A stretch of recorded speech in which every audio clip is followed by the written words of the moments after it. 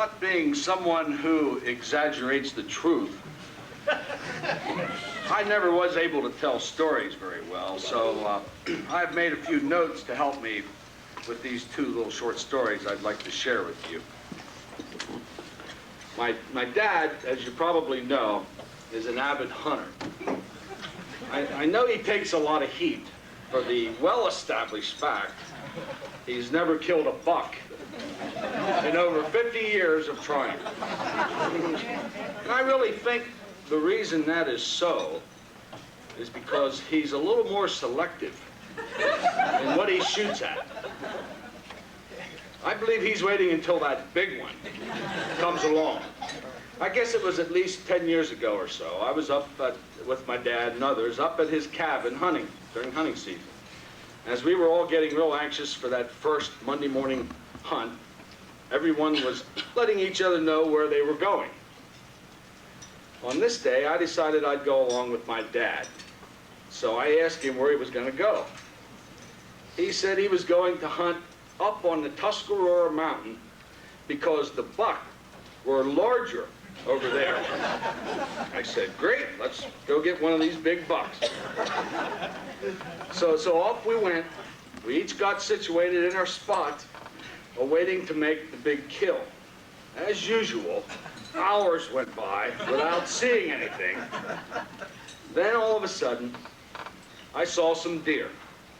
These were typical of the deer that I usually see, moving about 100 miles an hour, going in the wrong direction.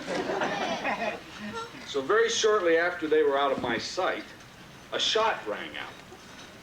The shot was around 12-point buck that you're going to kill this coming year will be near as easy to handle as that deer was. I too have a little acknowledgement I'd like to read to my parents. It states, our congratulations to you on your wedding anniversary. God has truly blessed you. The love and caring you have shared throughout your years together have enriched the lives of your family and friends. Best wishes for many more anniversaries to come. And this is from the White House. This is from George and Barbara Bush. All right.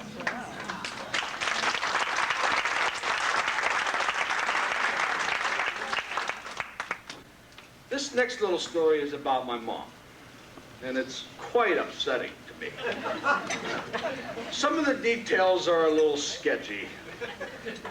It wasn't but several years ago, and as I recall, the whole family was together, and Mother thought this would be a perfect time to give each of us kids our baby pictures that we would treasure forever.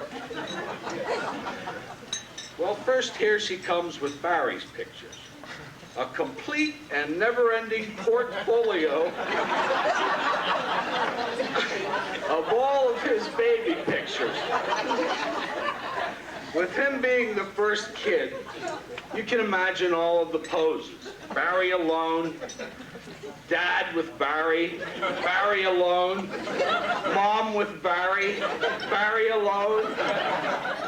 You get the idea. Suffice it to say, Barry had a real fistful of loving photos. Then here comes Mother with Vernon's volumes of pictures. In addition to his baby snapshots, he of course had so many photos from his football and baseball days, way back when he was much, much younger. All of these press clippings expounding on every ball he ever threw or caught. Certainly a pile of memories to last a lifetime. Mother then needed a wheelbarrow to bring out Dixies. You can imagine, here was the first girl, the baby of the family, the favored one.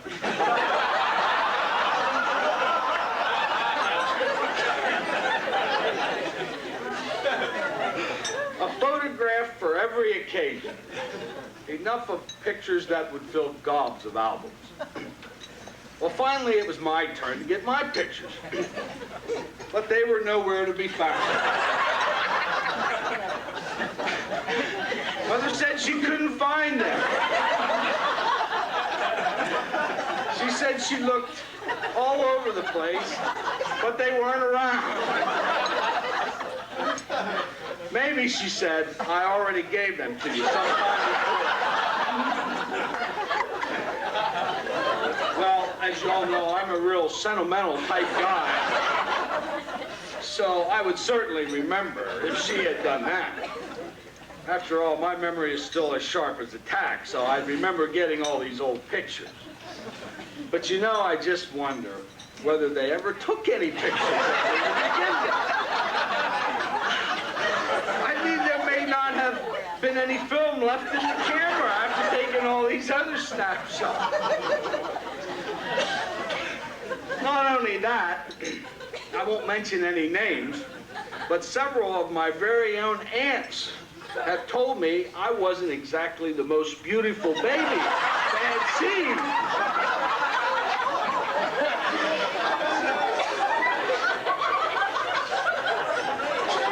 They said I was all red and funny looking.